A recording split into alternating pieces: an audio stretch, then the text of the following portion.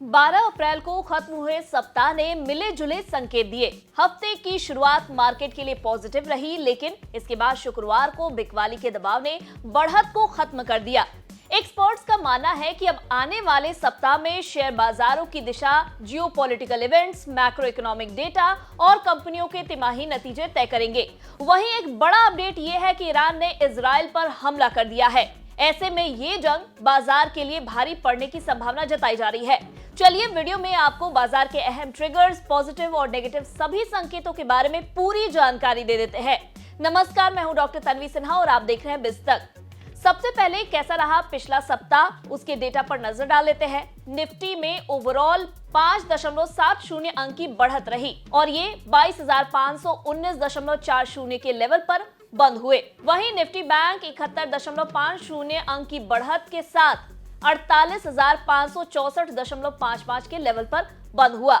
Nifty और bank Nifty दोनों अपने ऑल टाइम हाई से इस सप्ताह फिसले हैं। सेक्टर स्पेसिफिक बात करें तो मेटल, रियलिटी, ऑटो में तेजी रही, लेकिन फार्मा सेक्टर, सरकारी बैंक और मीडिया सेक्टर में दबाव नजर आया।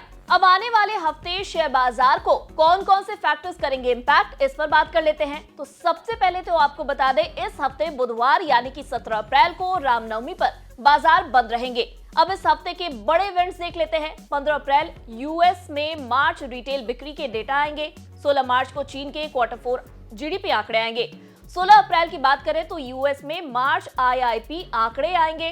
17 अप्रैल रामनवमी की छुट्टी है, जो हमने आपको बताया, भारतीय शेयर बाजार इस दिन बंद रहेंगे। वहीं 17 अप्रैल को जापान में मार्च एक्सपोर्ट इंपोर्ट आंकड़े आएंगे। 17 अप्रैल को एक और बड़ा इवेंट है, इस दिन ब्रिटेन मार्च सीपीआई महंगाई के आंकड़े भी सामने आएंगे। 19 अप्रैल भारत में आरबीआई यानी कि एमपीसी की पिछली बैठक के मिनट्स जारी किए जाएंगे। वहीं इस सप्ताह कई कंपनियां अपने Q4 फाइनेंशियल ईयर 2024 के नतीजों की घोषणा करेगी। इसमें ICICI, Lombard general insurance, Tata communication, Angel One, Infosys, Bajaj auto, HDFC life, Wipro, HDFC AMC, Jiofin, HDFC bank और परसिस्टेंट शामिल है।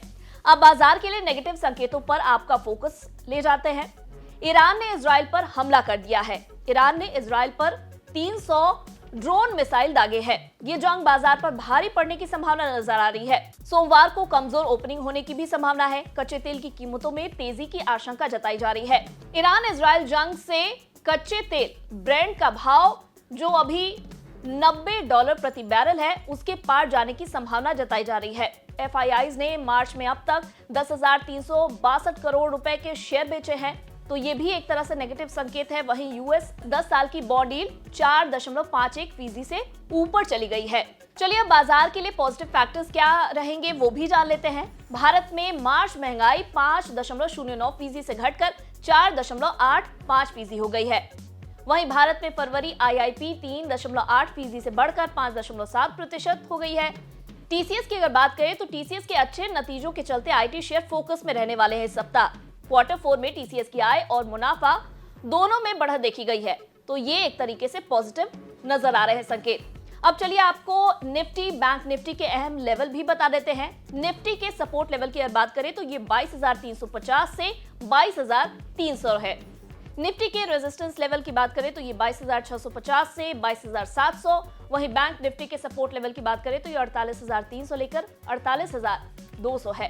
बैंक निफ्टी के रेजिस्टेंस लेवल 48,750 से 48,850 है। बता दें, आने वाले हफ्ते में मेन बोर्ड सेगमेंट में कोई नया आईपीओ नहीं होगा, लेकिन वोडाफोन आइडिया ने अपना 18,000 करोड़ रुपए का फॉलो ऑन पब्लिक ऑफर यानी कि एफपीओ लॉन्च किया है। यह 18 अप्रैल को खुलेगा और 22 अप्रैल को बंद होगा।